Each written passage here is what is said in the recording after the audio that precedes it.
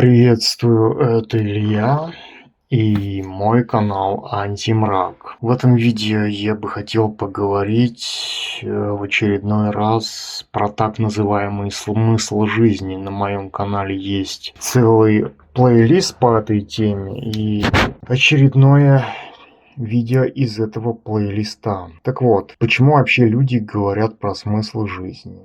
Например, вот для кого-то дети являются смыслом жизни. Но как порождение жизни другого человека может быть смыслом для его родителя, если это абсолютно другой человек. И как родитель может, допустим, относиться к другому человеку, то есть к своему ребенку, как к носителю функции смысла жизни для себя. И когда человек взрослеет и занимает свою сознательную позицию относительно своего отношения к родителям, то какой тогда смысл имеет его существование для его родителей, если тот, в кого они вкладывали некий смысл своей жизни, имеет свой взгляд на свою жизнь и, соответственно, свой собственный смысл. Вообще, я считаю, что в наделении своих детей функции смысла жизни, своей собственной жизни, родители пытаются просто возвысить себя, обезличивая своих детей до уровня объектов, выполняющих в их глазах некую функцию смысла жизни для них. Но дети — это отдельные люди, а не объекты, обязанные выполнять такую функцию. Кстати, про детей у меня есть несколько видео в плейлисте под названием «Социальные вопросы». Ссылка ниже, можете посмотреть. Так вот, детей могут считать смыслом жизни только те, кто не имеют своего собственного смысла, и поэтому,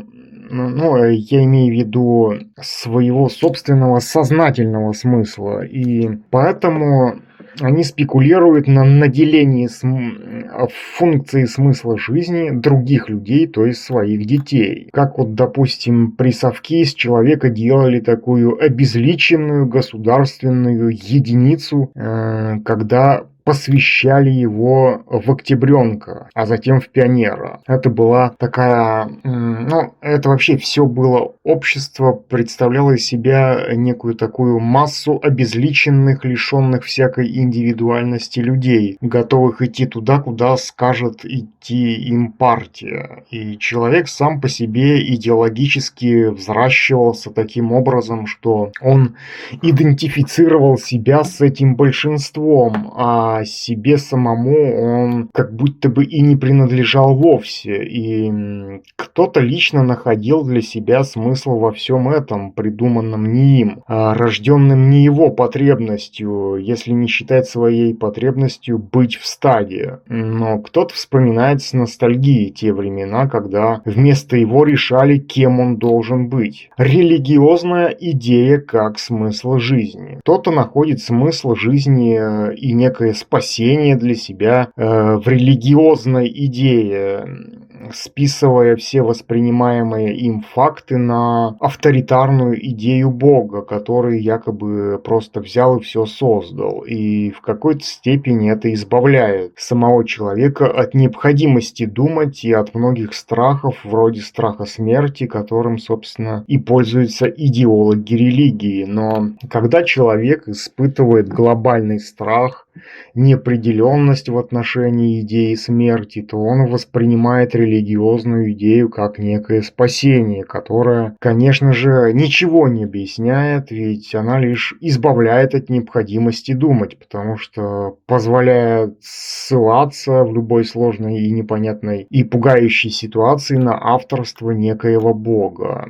С одной стороны, она проста и понятна, а потому не кажется замысловатой, а с другой она не может не привести к тому, что за абсолютизацию этой идеи тебе придется расплачиваться своими силами и временем. Ты подпитываешь чужеродную идею своей верой в нее. Ты питаешь не себя, а этот идейный абсолют, на который постоянно ссылаешься в любой непонятной и пугающей тебя ситуации. Но это вполне нормально, если это соответствует твоему уровню развития. Допустим, в древние времена люди, когда по причине засухи не было урожая, считали, что данная засуха стала причиной гнева Бога, и для них это было чем-то абсолютно нормальным, потому как они просто не могли думать иначе, просто в силу, опять же, своего соответствовавшего на тот момент уровня развития. И все смыслы, которые они формировали в своей среде, базировались на идее выживания, так как они напрямую зависели от их окружавшей среды. В современном мире человек не зависит напрямую от окружающей среды, так как у него есть отапливаемое жилище, а за продуктами он ходит в супермаркет. И учитывая тот факт, что в древние времена человеку было жизненно необходимо оставаться в той группе для своего выживания, то все его идеалы были связаны с групповыми смыслами. Он не определял себя как отдельное от других существо. Но в условиях цивилизации человеку нет необходимости находиться с группами людей, потому что он может поддерживать свою жизнь и без них. Собственно, феномен личности стал возможен благодаря условиям цивилизации, потому что человек имеет возможность идентифицировать себя в отдельности от группы, с которой ранее он отождествлял свое существование, основанное на постоянном процессе выживания. Но, с другой стороны, условия цивилизации сделали из человека апатичное существо, так как его смыслы уже не подчиняются напрямую его базовым потребностям и проявляются для него в собственных субъективных формах, которые для других людей могут быть интерпретированы по-разному, просто потому что не касаются задачи выживания. То есть человек сам для себя формирует свои собственные смыслы, и в зависимости от того, в какой степени он подвержен воздействию смыслов общественных, опирается на смыслы свои. Значение стадного инстинкта. На самом деле стадный инстинкт никуда не ушел, человек все так же руководствуется им, потому что куда легче прибиться к стаду, в котором ты опять же и находишь смысл для себя. Хотя человек как отдельное существо представляется довольно условным просто потому, что он и не лишался этого стадного инстинкта, просто он всегда отождествлял себя с толпой, несмотря на то, что сидит дома за монитором компьютера. Ему легче всего сослаться на чей-либо авторитет в определении своих собственных приоритетов, чем думать о каком-то своем собственном смысле, потому что свой смысл может вести его к абсолютному одиночеству, которое его пугает. Моя концепция смысла жизни. Моя концепция смысла жизни заключается в том, чтобы найти опору в самом себе, а не искать ее в чем-то или в ком-то внешнем, потому что во внешнем человек может найти только внешний костыль, крепость которого зависит от внешних факторов. То есть не может быть никаких смыслов в жизни в качестве спасения, потому как более важным является понимание того, почему ты спасаешься от самого себя, ища опору в ком-то или в чем-то. Отношения как смысл жизни. Некоторые люди, например, не могут жить без неких отношений, и отношения для этих людей служат своего рода защитой от страха остаться одному. То есть ими движет не желание отношений как таковых, а отношения как средство избавления от страха. Человек связывает себя с другим, машинально подразумевая, что отношения с кем-либо – это и есть его жизнь. То есть он исключает то, что он сам по себе может ощущать себя уравновешенно, ни к кому не привязываясь, как к неотъемлемой части своей жизни. Но сама социокультурная среда демонстрирует человеку в процессе его жизни идею о том, что он должен стать полноценным, только будучи частью группы. В случае с государством эта полноценность заключается в том, чтобы платить налоги и выполнять роль бесплатного пушечного мяса. В случае с семьей быть примерным отцом, выплачивающим ипотеку. И если копнуть чуть глубже, же за всеми этими семейными формами существования стоит одна финансовая основа.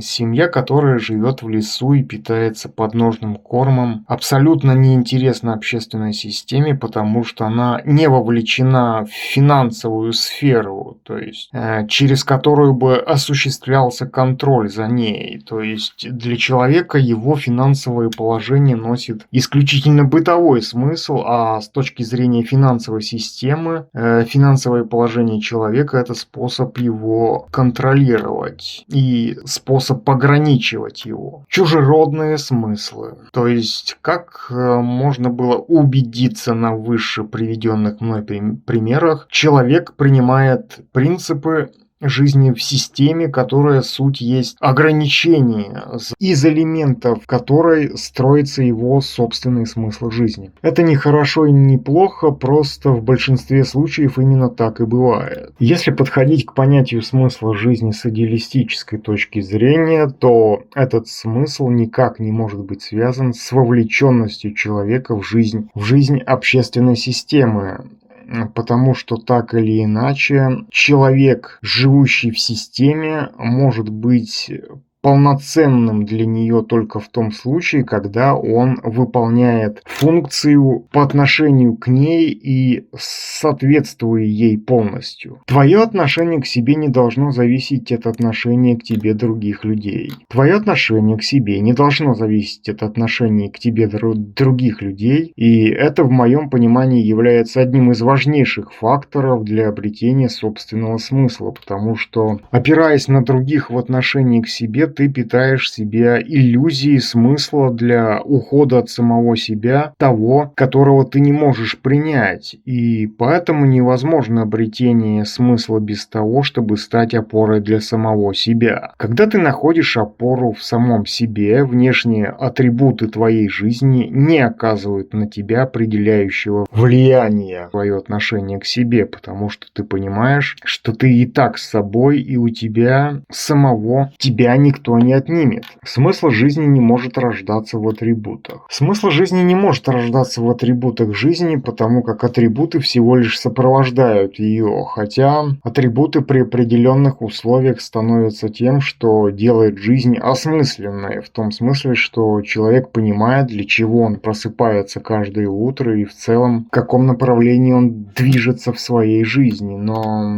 опять же, жизнь существует независимо от того, есть ли у тебя какие-либо атрибуты, делающие твою жизнь осмысленной, либо же нет. И поэтому, если говорить о смысле жизни в целом, то он не может базироваться на каком-то отдельном ее элементе. Сам процесс жизни в твоем представлении может проявляться в каком-то определенном ее условии, но жизнь существует независимо от того, каковы ее условия для тебя самого. И отсюда возникает вывод, заключающийся в том, что сам вопрос о том, в чем заключается смысл жизни, бессмыслен, потому что сама жизнь уже есть до того, как ты задал себе такой вопрос. Ты можешь видеть осмысленность жизни, допустим, сквозь узкий спектр неких своих взглядов, основанных на том, что ты взял из той же самой среды, в которой живешь. Это может быть